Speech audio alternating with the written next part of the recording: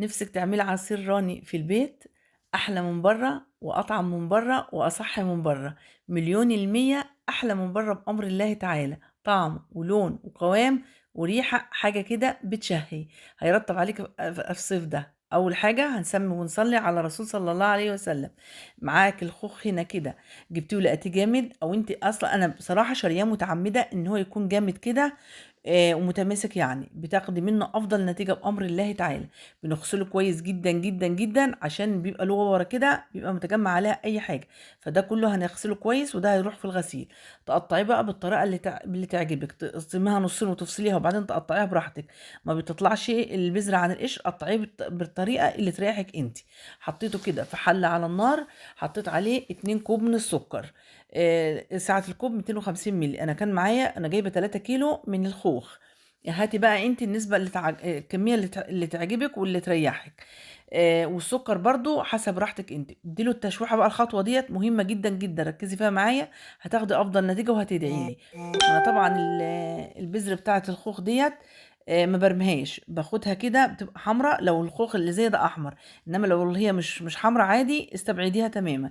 بس أنا باخد كل الفوايد اللي فيها وباخد اللون اللي أنتم شايفينه ده، والله ما مُضاف عليها أي حاجة.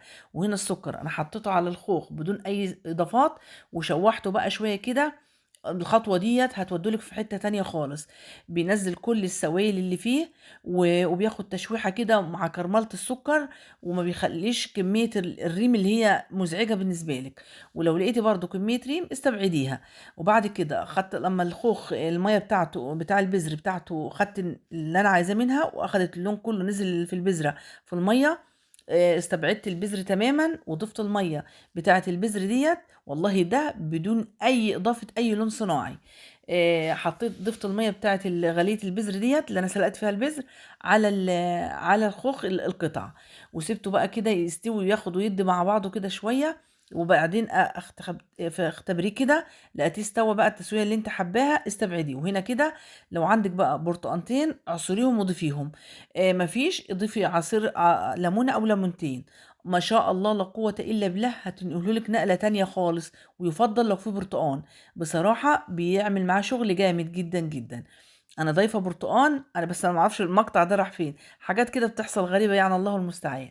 سيبيه كده بقى لمّا يبرد تمامًا، تمامًا بالشكل اللي أنتم شايفينه ده، هتدوقيه هتقولي أنا عمري ما هاشرب بتاع برّه تاني أبدًا. هتسيبيه بقى يبرد تمامًا معاكِ تمامًا، قبل ما لو أنتِ عاملة كمية أنا عاملة الكمية ديّة هتتخزّن، تتحط في الفريزر.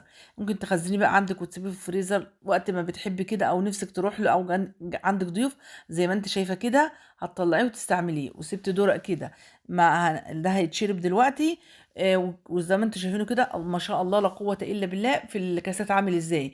وعشان الخطوات مضبوطة، الكاس كله يعني الخليط مع بعضه مش السايل لوحده والقطع لوحده، ممتاز، لونه وطعمه وريحته وقوامه خطير. جربيه بطريقتي بأمر الله هتدعي لي، وإن شاء الله إن شاء الله هتقومي تجربيه. جربيه ولو في كيلو واحد خوخ صدقيني هتكرريها وهتخزنيه، وطول السنة هتاكلي فيه وهيكون عندك في الفريزر أجمل عصير راني خوخ. وإن شاء الله هستنى رأيك لو عجبك الفيديو وجربتيه.